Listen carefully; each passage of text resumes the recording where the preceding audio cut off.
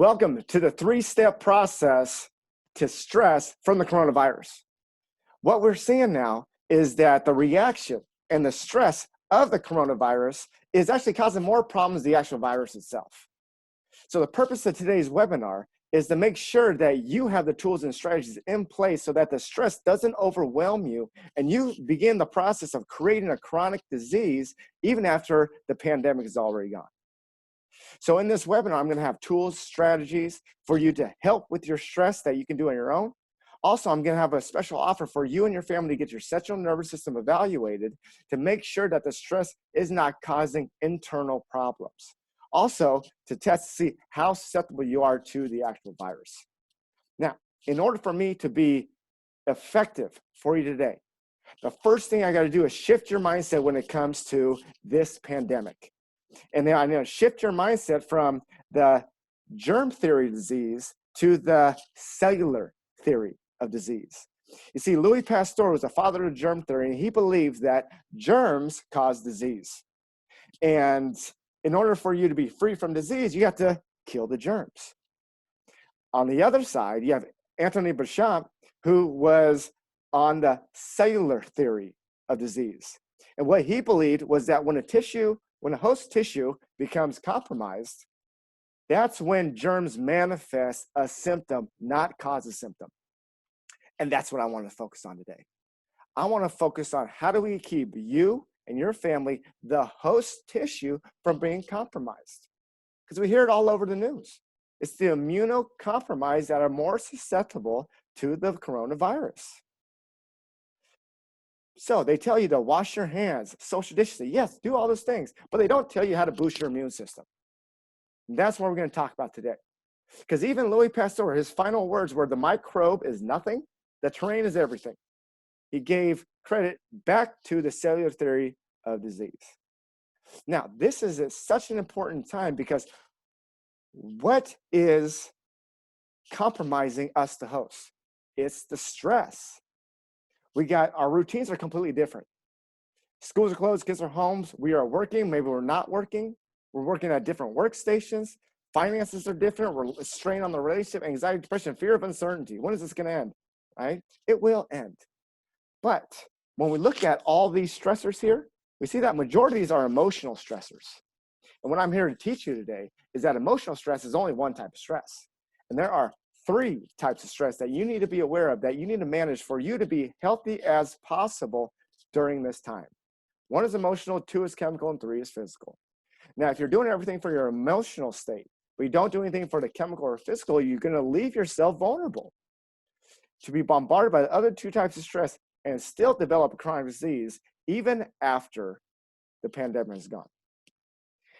Now, we have to manage our stress at this time because the stress is so much.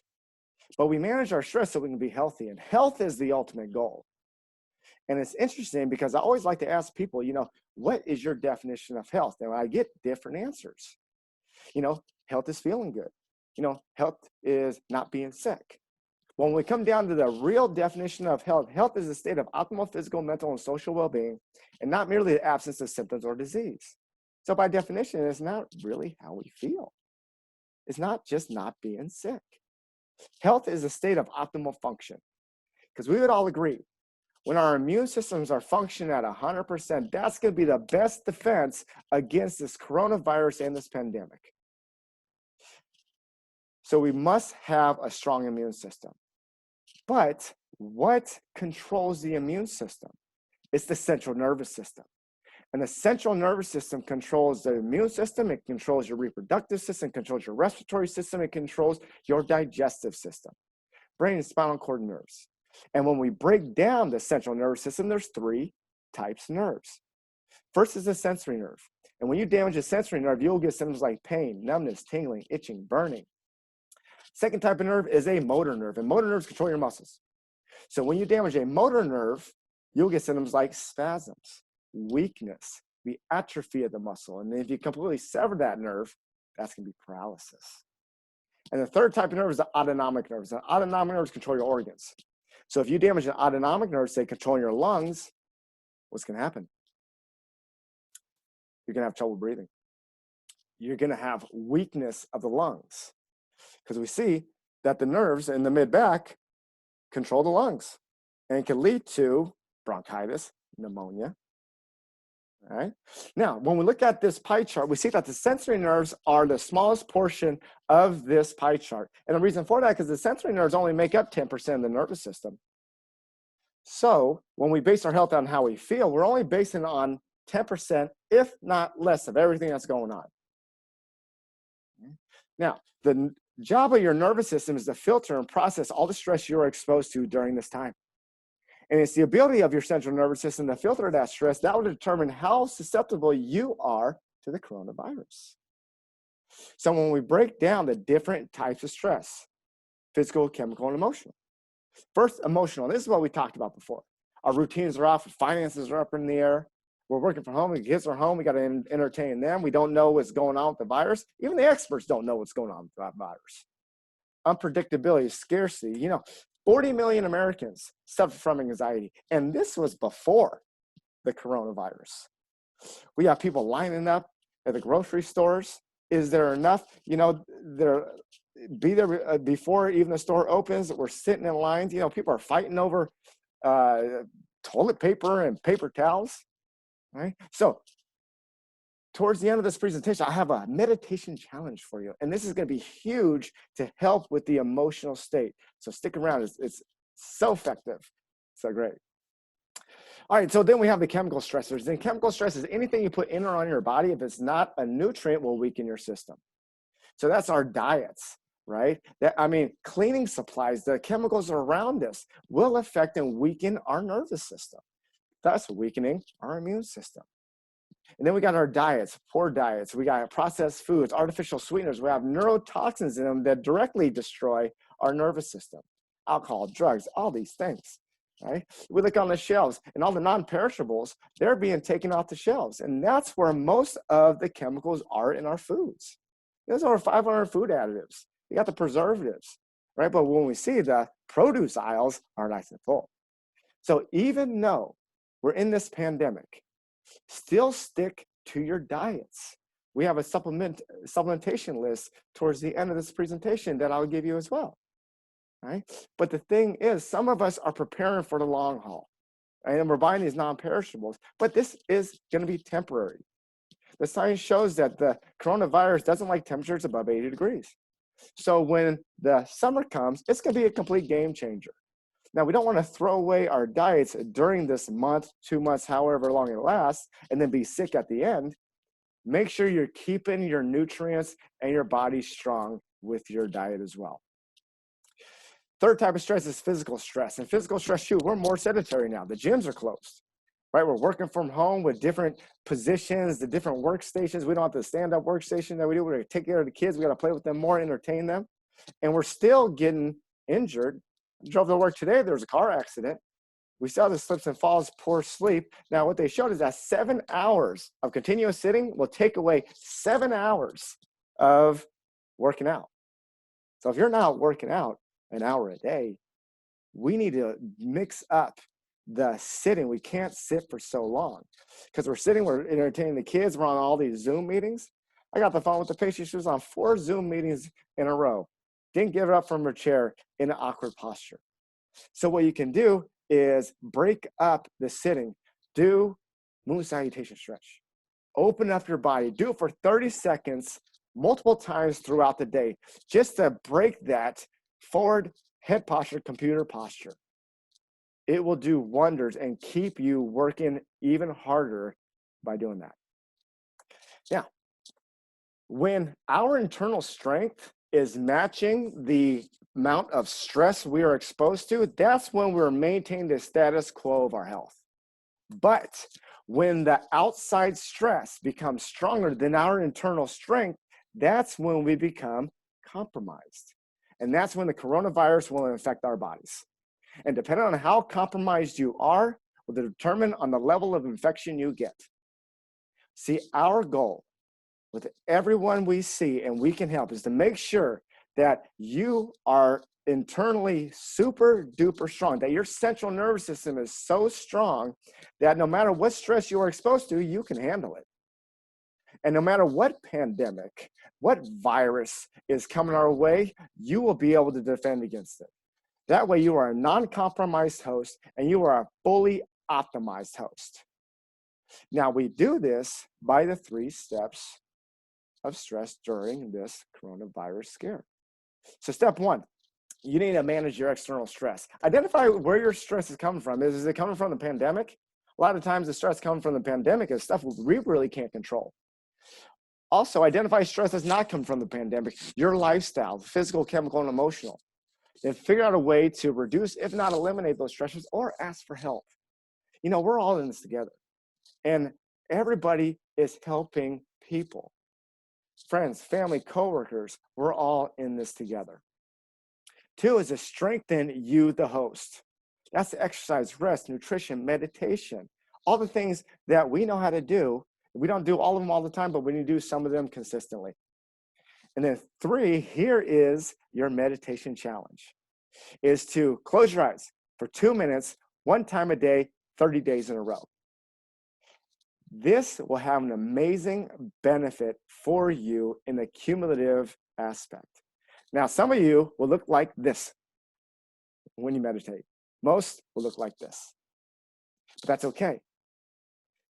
Work through it. It's only 2 minutes, 1 time a day. Shut off your eyes, and it will do amazing for your emotional state. Be an emotional reset button. Here's the supplements: vitamin C, vitamin D3, magnesium, zinc, activated charcoal to keep your body internally strong. And step 3 to manage your stress is have your central nervous system evaluated by a chiropractor and begin a plan to rebalance your nervous system and strengthen your central nervous system. Now, we do that by how we evaluate the nervous system. First, our thermography scan, which measures your autonomic nerves and how well your autonomic nerves are controlling your immune system, your respiratory system, your digestive system. Then we have the surface EMG scan that measures how much stress your motor nerves are under, how much stress your muscles are undertaking right now. Then we have digital x-rays to see how much stress your physical spine is actually placing on your nervous system. Now, chiropractic care is essential during this time of the coronavirus pandemic. And we know that due to the last major pandemic, which was the 1918 flu, 30 to 40 million deaths.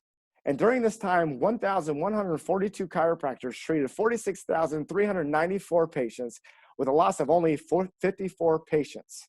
That's 1 out of every 859. Which is a 99.9988% survival rate. That's because when you get adjusted, it boosts the immune system. Research shows that you get a 139% increase in IgA, which is immune boosting immunoglobulin. And